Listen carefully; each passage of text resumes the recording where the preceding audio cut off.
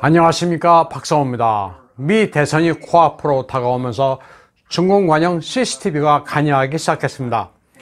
미국 매체 내셔널 퍼스는 24일 트럼프에 대한 중공의 검열 시스템이라는 기사를 통해 CCTV 영어 채널 CGTN의 프로그램을 분석했습니다. 이 보도에 따르면 미국의 빅텍들이 모든 수단을 동원해 선거를 지킬 것으로 중국 공산당은 믿고 있습니다. 페이스북이나 트위터 같은 소셜미디어사들이 트럼프 진영이 발표하는 선거 관련 포스팅에 대해 검열을 하는 데 주목하고 있습니다. 중공이 미는 후보는 당연히 민주당의 조 바이든입니다. US Tech Giants are to safeguard election by all means라는 제목의 9월 14일 보도에서 CGTN은 소셜미디어가 마땅히 선거 관련 내용에서 적극적으로 영향을 미쳐야 한다고 주장했습니다. 페이스북과 트위터가 미 보수파에 대해 언론 검열을 하고 블랙리스트를 만드는 식으로 2020년 선거에 지대한 영향을 미치기를 중공은 바라고 있습니다. CGTN은 페이스북이 트럼프 대통령이 가짜뉴스 포스팅을 검열했다고 찬사를 보내기도 했습니다. 빅텍과 중공의 관계는 밀접합니다. 트위터의 경우 중공 당국과 관련 있는 AI 전문가를 고용했고 페이스북도 중공의 군사 관계자들과 협력회의를 열고 있습니다.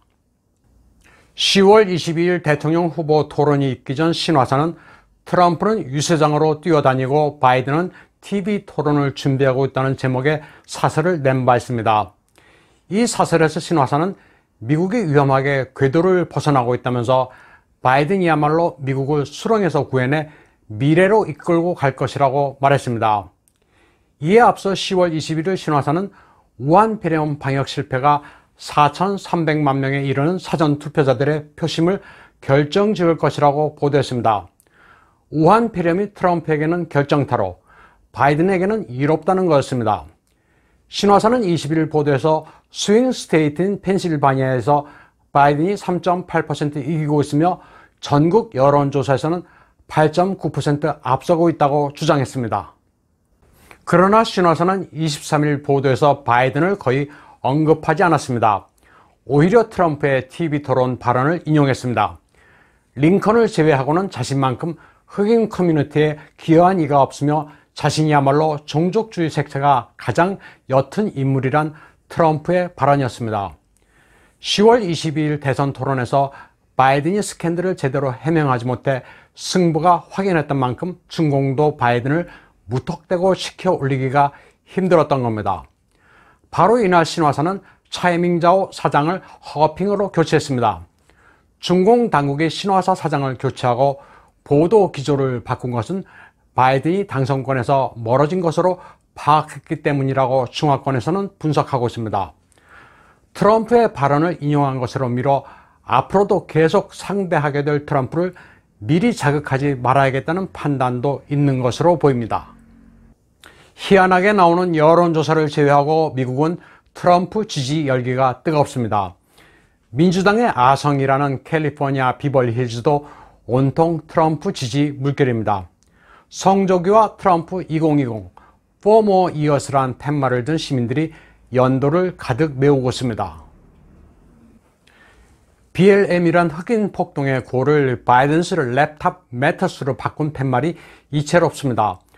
헌터 바이든의 랩탑에서 나온 이메일과 사진들이 표심에 큰 영향을 미치고 있습니다. Be on the right side of history or left behind. 역사의 올바른 편에 서야 한다. 그렇지 않으면 뒤처질 것이라는 문구도 보입니다.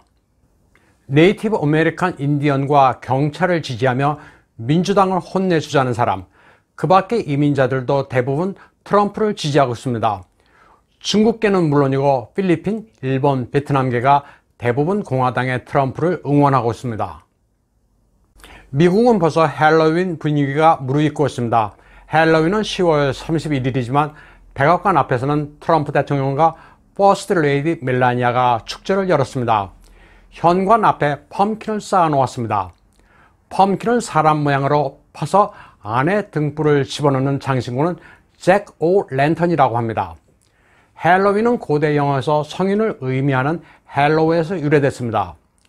켈트족의 의식인데 19세기 중반 아일랜드 대기근으로 100만 명의 아이리쉬들이 미국에 이주하면서 보편화된 축제입니다.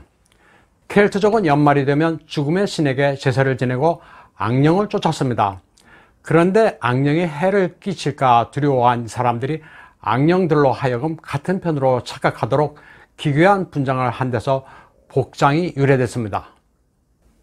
그런데 이 같은 헬로윈데이에 좌파들은 트럼프를 저주하는 제의를 벌입니다. 트럼프가 찡그리는 사진과 타로카드, 소금, 양초, 깃털, 당근 같은 소품을 준비하고 트럼프 대통령을 저주합니다. 믿기지 않지만 이런 샤머니즘적인 요소는 미국에도 있습니다. 중공은 트럼프를 내심 증오하지만 자해 행위나 다름없는 전쟁을 일으킬지는 가늠하기 힘듭니다. 다만 전쟁 가능성이 가장 높은 곳은 타이완 해협입니다. 내부적으로는 경제 붕괴로 인한 자력 갱생을 강조하고 있기 때문에 민심의 불만을 분출할 곳이 필요합니다. 위구르, 티벳, 내몽고, 홍콩 등 분리 독립의 화약도 안고 있습니다. 중공은 타이완에 대해 계속 군사적 압박의 강도를 높이고 있습니다. 미국은 타이완에 대해 방어뿐 아니라 공격도 가능한 첨단 무기들을 팔기로 결정했습니다. F-16V, M1A2T 에이브럼스, 하푼, MQ-9, 하이마스, 제블린, 토우 대전차 미사일 등으로 타이완 국군의 전력을 강화하기로 했습니다. 하지만 우발적인 군사적 충돌 또는 중공의 무모한 개전 결정으로 전면전이 발발할 가능성을 배제할 수는 없습니다. 그래서 미국의 국제전략평가센터의 리처드 피셔는 아주 획기적인 타이완 방어책을 제시했습니다. 지금까지 아무도 생각해내지 못했던 기발한 전략입니다. 타이완에 1시간 내에 1000기의 소형 전술핵을 배치하는 방안입니다. 바로 일론 머스크의 스페이스 X 프로그램을 활용하자는 겁니다. 미국이 아무리 첨단 무기를 타이완에 판매해도 완벽한 방어책은 되지 못한다면서 아예 중공의 도발 의지를 뿌리 뽑자는 겁니다. 리처드 피셔는 스페이스 X 프로그램 일환으로 개발된 스타쉽을 이용해 핵무기를 타이완에 운반하자는 방안을 제시했습니다. 달과 화성 탐사 프로그램인 스페이스 X의 스타쉽은 지구 내 이동도 가능합니다. 발사될 때의 모습으로 착륙도 하는 비행체인 스타쉽은 미래 교통기구로 1000명의 승객도 태울 수 있는 획기적인 로켓입니다.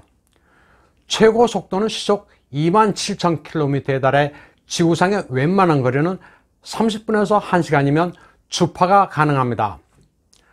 때문에 스타쉽만 잘 활용하면 전술 핵무기를 미리 배치할 필요조차도 없습니다. 미국과 타이완은 이미 전략무기와 핵우산 문제에 대해 대화를 나눈 것으로 알려지고 있습니다. 미 전략사령부 전 사령관이며 합참 부의장인 존 하이트는 2019년 2월 미 국회 청문회에서 미국의 동맹과 파트너십에 타이완도 포함된다고 말했습니다. 사실 타이완에 대한 미국의 핵우산 제공은 지난 세기에도 있었습니다. 1958년 제2차 타이완 해협 위기에서 중공이 진먼에 대해 맹폭격을 가하고 전투기까지 출격시키자 미 공군은 타이완에 임시로 MGM-1 마타도어 핵 순항 미사일을 배치한 적이 있습니다. 때문에 모택동은 타이완 점령을 포기했습니다. 트럼프와 바이든 가운데 누가 당선되는 게 좋은지 설왕설래하지만 타이완의 교훈을 곱씹어보면 답이 나옵니다. 바이든은 2000년 상원 외교위원장 신분으로 타이완을 방문해 천수이비엔 총통을 만났습니다. 이 자리에서 바이든은 타이완의 WHO 가입 의사를 지지한다고 했지만 뒤로는 중공과 거래하면서 타이완 방위법에 가장 반대했습니다. 존 케리는 한술 더 떠 중공의 일국 양제에 찬성했고 타이완도 홍콩식의 일국 양제가 돼야 한다고 이야기하고 다녔습니다. 겉으로는 타이완을 달래는 척하면서 뒤로 배신한 이 같은 행위는 12년 전 사망한 전 입법위원 차이통롱의 비망록을 통해 드러났습니다. 타이완 사람들도 오바마, 바이든, 케리의 친중 행위에 분노하고 있습니다. 타이완에서는 정체성 바로잡기 운동이 벌어지고 있습니다.